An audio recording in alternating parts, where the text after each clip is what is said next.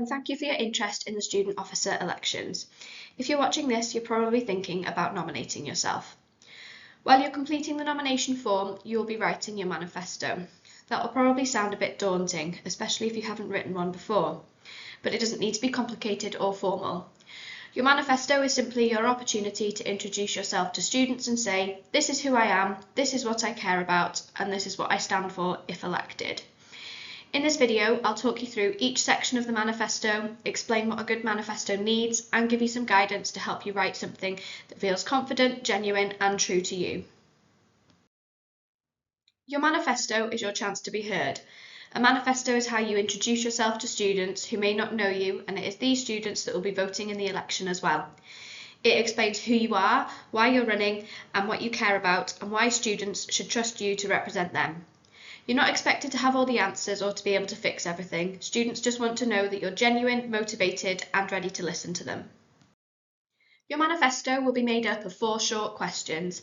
Each one has a word count. 3 of them should be answered in no more than 100 words, and the final question should be answered in no more than 50.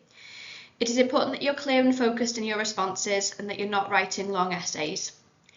Each question shows a different part of you, and when we put it all together, your manifesto will be formed. This first question is all about you as a person, but also your experience as a student as well. Imagine someone reading it who's never met you before. What do you want them to know? You might want to talk about your course, your university experience, what clubs, societies and extracurriculars are you part of? Do you have a part-time job? What do you like to do to unwind? You don't need to list absolutely everything there is to know about you, because remember, you've only got 100 words. Just choose a few things that show who you are and what really matters to you. This next question is all about your motivation and why you care. Why does being a part of the INDEB Bangor team matter to you? Maybe you've had a great experience here and want to give something back. Maybe you face challenges and want to improve things for others. There's no right or wrong answer here, just honesty and passion. They matter more than trying to sound impressive. This question is all about what you stand for. This is where you can talk about your ideas. Think about things that you've noticed as a student, what's working well, what isn't working, and what could be better. Focus on 1 or 2 realistic changes that you would like to work on if elected. You don't need a detailed plan. Again, remember, you've only got 100 words for this. Students want to see that you've listened, noticed issues, and care about improving student life. This question is about telling students why they can trust you.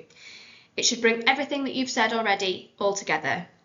Why should students choose you? You might want to talk about your values, your commitment, maybe how you'll represent student voices.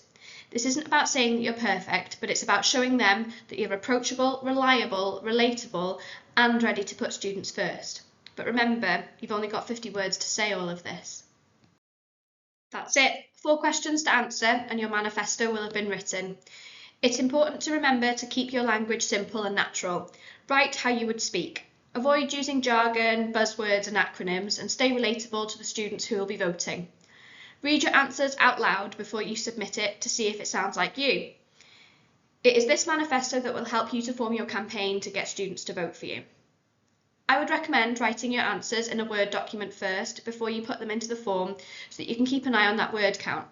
Your manifesto cannot be more than 350 words, so when we put all of your answers together, if you go over that, those extra words will just be left out.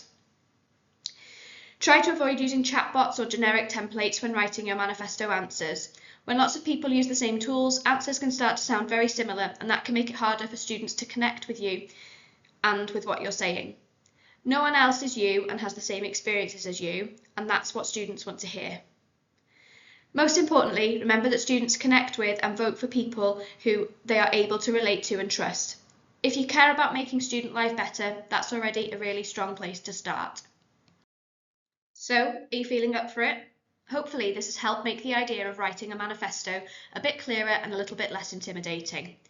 There's no such thing as a perfect manifesto. Students aren't looking for big promises, but someone who is real, someone who understands their experiences and wants to make a positive difference.